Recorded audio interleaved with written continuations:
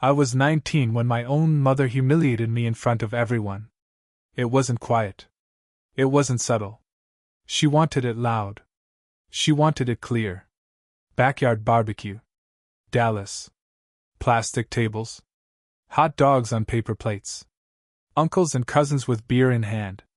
Music from a Bluetooth speaker. And me, standing there after a night shift at Walmart. Eyes red. Shirt stained. Still smelling like the stockroom. She looked at my brother, her golden boy.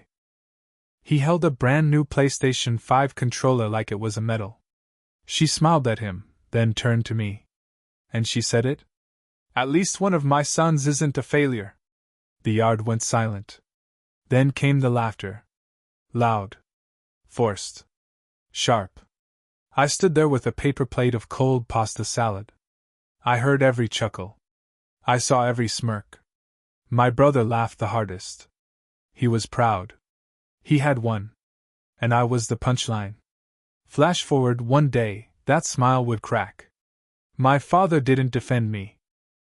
He never did. He drank his beer. Looked away. That silence stung more than the words. I kept thinking, why me? Why always me? Was I lazy? No. Was I lost? No. I was working nights. I was driving deliveries. I was fighting just to stay in school. But they didn't see effort. They only saw weakness. That night, I slept in my Ford Fusion in the Walmart lot. Engine off.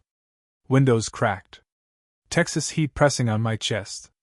Dinner was ramen noodles. From 7-Eleven. 79 cents. Boiled in a styrofoam cup. Water from the soda machine. I burned my tongue. Didn't care. It filled the silence. Flash forward, someday, the same people calling me weak would watch me sign papers they couldn't touch. I thought about my brother. Brand new sneakers. New clothes. New games. While I filled my gas tank $10 at a time. I remembered when Mom made me sell my laptop, the one I needed for classes, just so he could have a better Christmas. Was I angry? Yes. Did I show it? No. Because silence was my shield. And silence is sharp when you learn to use it. The barbecue replayed in my head. The smell of charcoal. The sound of beer cans cracking open. And her words cutting through all of it. Failure. It stuck. It burned. And it followed me through every aisle I stalked, every mile I drove, every night I tried to sleep with the seat leaned back. Flash forward, one day, the word failure wouldn't belong to me. It would belong to them. I wanted to scream that night. Instead, I wrote it down.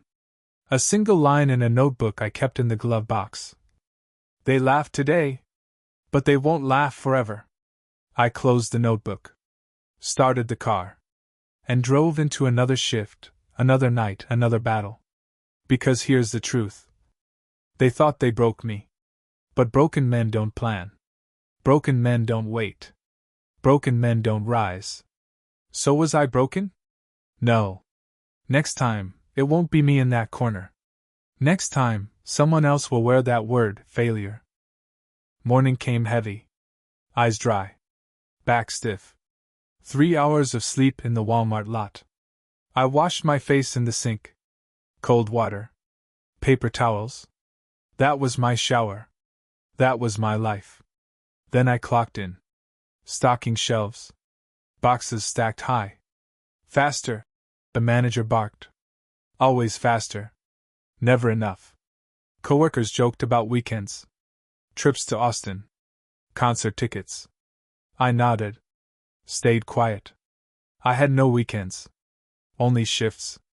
One day, I'd own more weekends than they dreamed.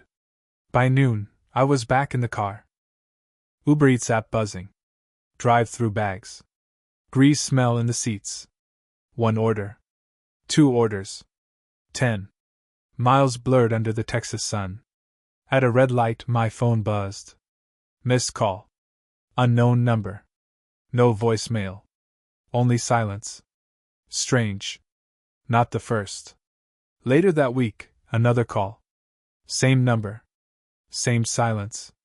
I asked myself, who was watching? And why me? But no time to think. Orders stacked. Gas low. Always low. $10 at a time. The pump clicked too soon. Always too soon. Someday, my tank would never run dry. That night, I stopped at H-E-B, cheapest bread. Generic peanut butter. I swiped my card. Declined. Tried again. Declined. The cashier smirked. The line stared. Heat burned my face. I pulled out coins. Quarters. Nickels. Dimes. Counted slow. The line groaned behind me.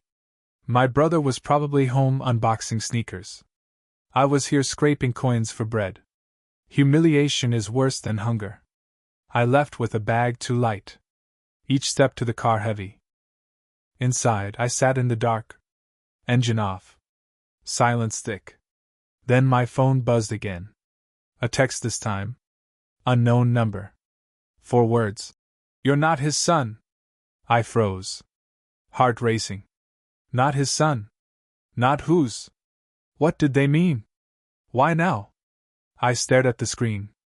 Waited. Nothing. No reply. No second message. Only silence. That message was the first crack. And cracks always spread. I looked in the mirror. Red eyes. Hollow cheeks. Was I invisible? Was I disposable? That's what they wanted me to believe. But silence is not surrender. Silence is study. Silence is waiting. And silence cuts deeper than words. Did I surrender? No. They think silence means surrender. It doesn't. Paper doesn't lie, but people always find a way. I learned that lesson standing in my mother's kitchen.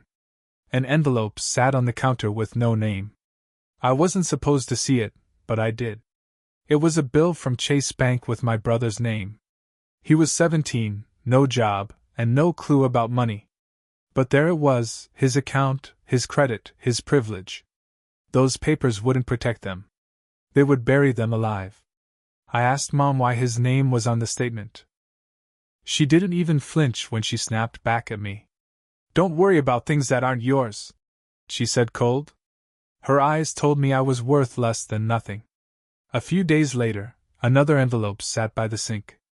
This one thicker, filled with insurance policies and signatures inside. My father's name was there.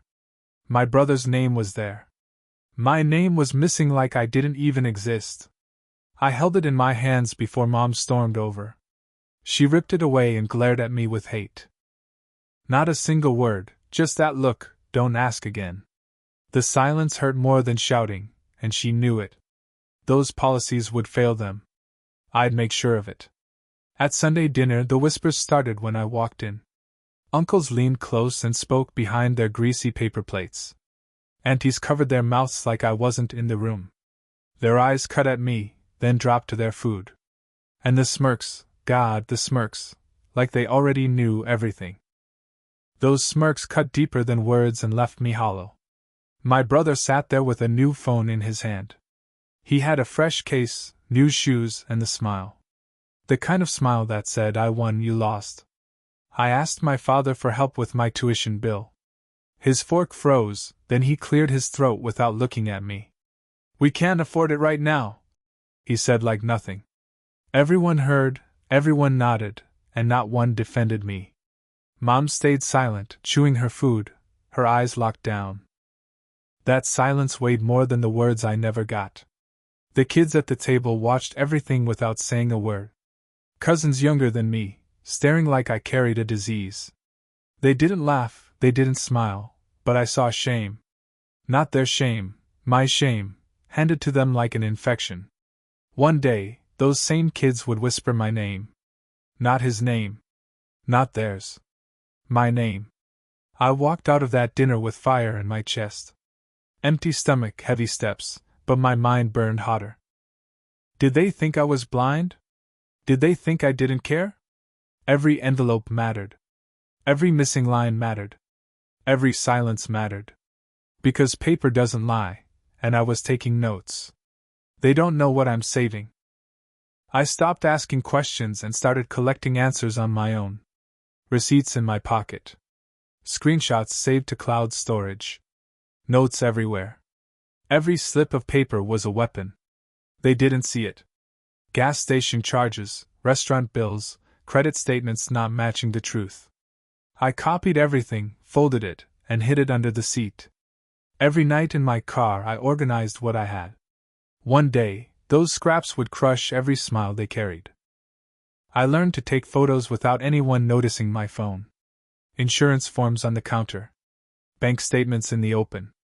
Snap. Save. File. They thought I wasn't paying attention. I wrote times, dates, and names in a cheap notebook. Red ink for bills. Black ink for policies. Blue for lies.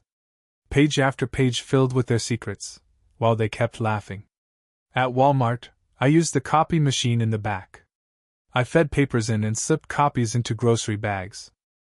Nobody noticed the kid making copies at midnight. Nobody cared. When the day came, I wouldn't just speak. I would show them everything, piece by piece, line by line. Then came another dinner, this time at my aunt's house. Bigger table. More guests. Same routine. Same humiliation waiting for me. I walked in wearing my work shirt, still smelling like fries.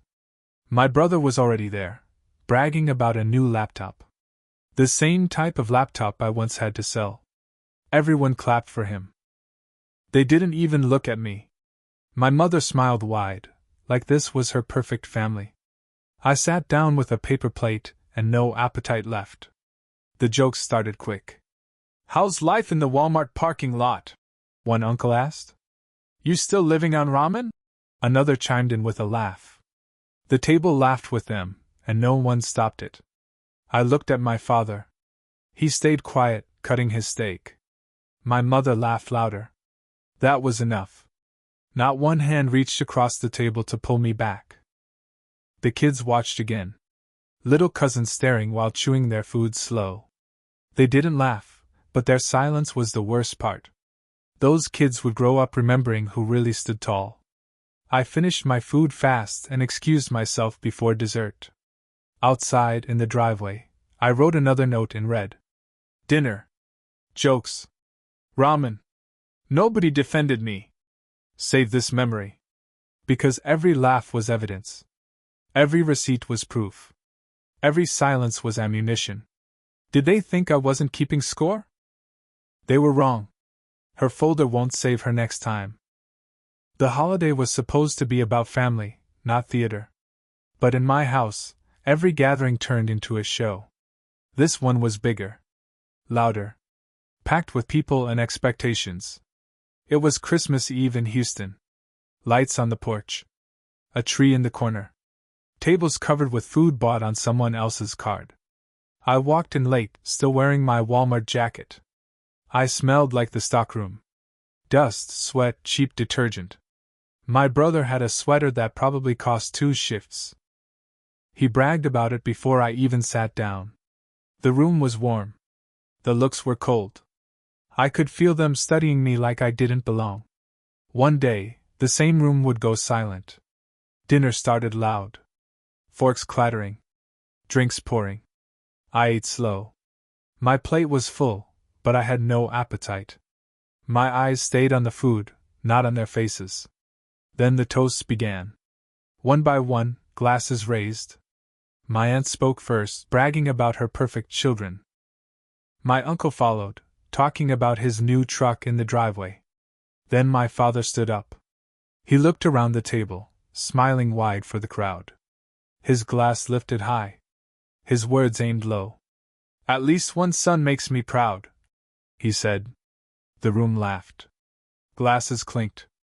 Everyone looked at my brother like he was royalty. And then they looked at me. Their stares burned hotter than the food on the table. Those stares would not last forever. Smiles don't survive truth. My brother stood up, grinning ear to ear. He made his own toast, loud enough for every guest. "Thanks to Mom and Dad for supporting me," he said. Then he looked right at me. "Not everyone in this family can handle responsibility."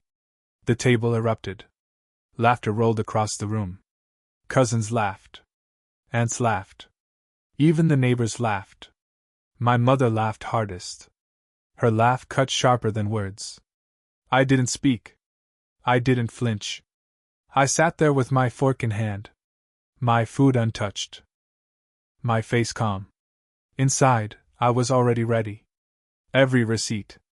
Every copy. Every note. I had them all waiting for the right moment.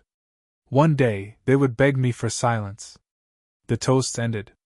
The laughter faded. The party rolled on like nothing had happened. But I carved that scene into memory, word for word. Did they think I'd forget? Not a chance. The microphone was never theirs. The meeting wasn't mine. They called it to handle business. A long table. Stacks of folders. Smiles plastered on faces. Mom, Dad, my brother. And Uncle. And their lawyer. They thought I'd sit quiet. They thought I'd stay weak. I didn't speak first. I let them build the scene. The lawyer cleared his throat. We need signatures. Best to finalize today. He pushed the papers across the table with confidence. My brother grinned. He thought he was already winning. My mother leaned back, calm, watching me like nothing changed. My father nodded, ready to move me out completely. They believed control was theirs. But control was already mine. I pulled a folder from my bag.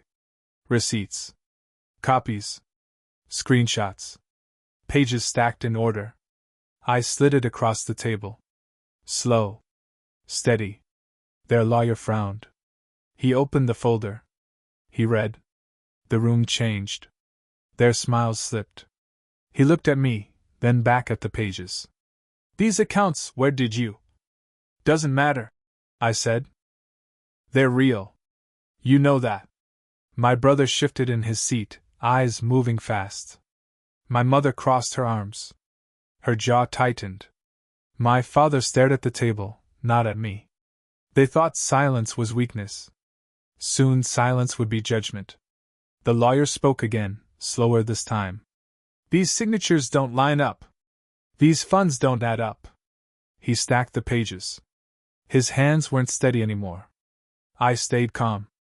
I stayed cold. Everything you buried, I said. I dug up. Did they think I wouldn't find it? Did they think wrong? My voice didn't shake. My eyes didn't move. The room went quiet. No one laughed. No one spoke. For once, silence worked for me. My brother tried first. This doesn't mean anything, he muttered. I let him speak. I didn't answer. Let the paper answer. My mother raised her voice. He's twisting things. Don't listen. But the lawyer didn't nod. He kept reading every page. The same lawyer would carry my words forward tomorrow. I closed my bag. I stood up. Their folders sat unopened. Mine sat open. Theirs was a show. Mine was the truth. I looked at each of them, one by one. Their faces dropped. Tomorrow, I said, you'll walk in smiling. Tomorrow you'll walk out served. The day came. They thought it was another easy meeting. They walked in smiling. It wasn't my house. It wasn't theirs either. It was the bank. A long counter. Chairs against the wall. Clerks shuffling papers. Phones ringing. Air vents hummed. Cold. My mother wore her usual smirk. My brother tapped his phone like nothing mattered. My father nodded at the lawyer, ready to sign. Their pens would never touch those papers. The clerk called our name. We sat down at the desk. The lawyer placed a folder in front of us. This is the finalized record, he said. He opened the folder. My copies sat inside. Receipts. Statements. Policies. Every page I had saved. Their smiles slipped. My father leaned forward. My mother froze. My brother's phone dropped to the table. These documents change everything, the lawyer said. He looked at me. Not at them. Ownership passes here, he said, pointing at my name. Silence. Not one word. Not one defense. I told myself this moment would come. It did. I didn't celebrate. I didn't smile. I just sat still and watched. The clerk stamped the papers. Final. Done. The lawyer gathered the folder. He handed copies to each of them. Read carefully, he said. It's no longer yours. My father stared at the table. My mother shook her head but said nothing. My brother clenched his fists. His hands shook. The children were there too. Cousins, younger, sitting behind their parents. For the first time, their eyes were on me. Not with shame. With respect. Those kids would grow remembering who stood and who fell. I stood up slow. No rush. No fear. I turned and walked to the door. Tomorrow they'd still be angry. Tomorrow they'd still be bitter. But tomorrow they'd be empty. Did they think this day wouldn't come? They were wrong. I wasn't. Hey friend, subscribe. It's a second for you. It's a big deal for me. Drop a comment with your city or country.